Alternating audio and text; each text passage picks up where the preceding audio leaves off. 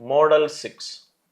Model 6లో ఏంటంటే question సహజ సంఖ్యలాగా ఇవ్వకుండా పవర్ ఆఫ్ ప్రైమ్ నంబర్స్ లాగా ఇస్తాడు. పవర్ ఆఫ్ ప్రైమ్ నంబర్స్ లాగా ఇస్తాడు.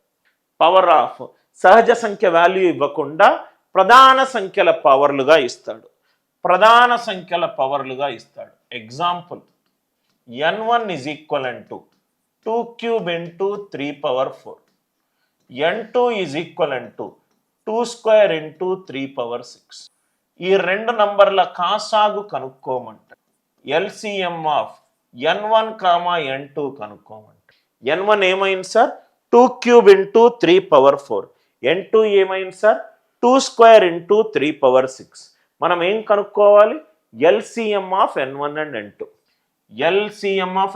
ఎల్సిఎం అంటే మనం ఏం చేసాము?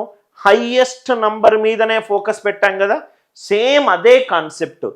ఇక్కడ ఎన్ని ప్రధాన సంఖ్యల పవర్లు ఉన్నాయి? 2 ఉన్నాయి, 3 ఉంది, ఇక్కడ 2 ఉంది, ఇక్కడ 3 ఉంది.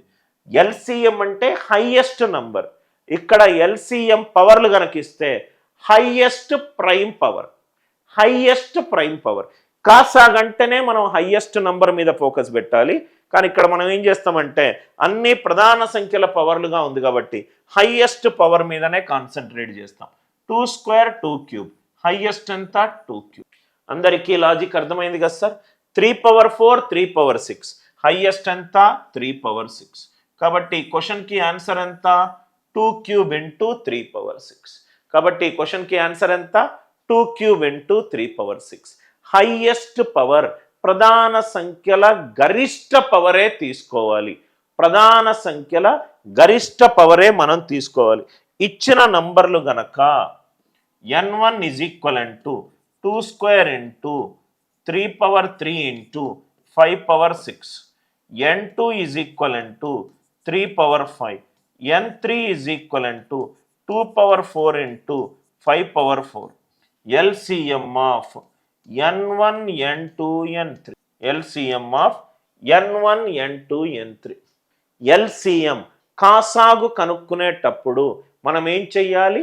ప్రధాన సంఖ్యల గరిష్ట పవర్ తీసుకోవాలి. 2 square ఇక్కడ ఉంది, ఇక్కడ 2 power 4 ఉంది. గరిష్ట పవర్ ఎంత? 2 power 4. ఇక్కడ 2 square ఉంది, ఇక్కడ 2 power 4 ఉంది. గరిష్ట పవర్ ఎంత? 2 power 4. ఇక్కడ 3 cube ఉంది, ఇక్కడ 3 power 5 ఉంది. గరిష్ట పవర్ ఆఫ్ 3 ఎంత? 3 power 5. ఇక్కడ 5 power 6 ఉంది, ఇక్కడ 5 power 4 ఉంది. గరిష్ట పవర్ ఎంత? 5కి 5 power 6. గరిష్ట పవర్ ఎంత? 5 power 6. అందరికీ లాజిక్ క్లియర్గా అర్థమైందా? 2 square 2 power 4. మ్యాక్సిమం వాల్యూ ఎంత? 2 power 4. 3 cube 3 power 5. Maximum value ఎంత? 3 power 5. 5 power 4 5 power 6. Maximum value ఎంత? 5 power 6. సో ఇక్కడ మనము మోడల్ 6లో ఏం చేస్తాము? ప్రధాన సంఖ్యల్లో హైయెస్ట్ పవర్ తీసుకుంటాం. ప్రధాన సంఖ్యలలో హైయెస్ట్ పవర్ తీసుకుంటాం. అందరికీ ఈ లాజిక్ క్లియర్గా అర్థమైందా? n1 ఏమో 2 square into 3 cube into 5 power 6. n2 ఏమో 3 power 5. n3 ఏమో 2 power 4 into 5 power 4. ఎన్ని ప్రధాన సంఖ్యల పవర్లు ఉన్నాయి? 2 5 3. 2 square 2 power 4. హైయెస్ట్ ఎంత? 2 power 4. 3 cube 3 power 5. హైయెస్ట్ ఎంత? 3 power 5. 5 power 4 5 power 6. హైయెస్ట్ ఎంత? 5 power 6. ఇంకోటి third one, n1 is equivalent to 2 cube into 6 square. n2 is equivalent to 9 power 4. LCM of n1, n2. LCM of n1, n2. Question చూడండి sir. n1 is equivalent to 2 cube into 6 square. 6 అనేది ప్రధాన సంఖ్య కాదు కాబట్టి డైరెక్ట్గా మనము దీన్ని రాయలేము. దీన్ని 2 cube into 6 అంటే 2 into 3 whole square. అందరికీ మిస్టేక్ అర్థమైంది అనుకుంటా.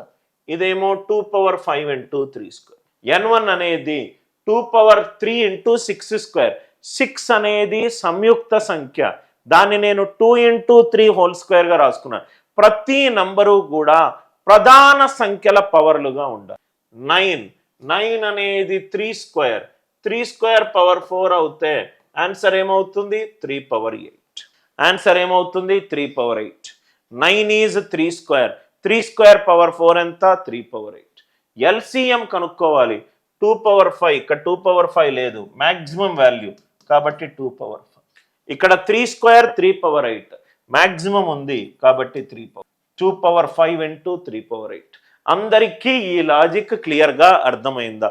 ఇన్పుట్లో ప్రతి నంబరు ప్రధాన సంఖ్య పవర్గా ఉండాలి, ప్రధాన సంఖ్య పవర్గా ఉండాలి, ప్రధాన సంఖ్య పవర్గా ఉండాలి. Right?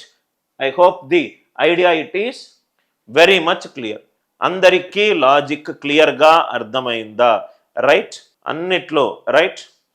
I hope the idea it is very much clear. కాసాగు కనుక్కునేటప్పుడు ఇన్పుట్లో గనక ప్రధాన సంఖ్యలు రైట్ పవర్లుగా ఉంటే ప్రధాన సంఖ్యల హైయెస్ట్ పవర్ తీసుకోవాలి, ప్రధాన సంఖ్యల హైయెస్ట్ పవర్.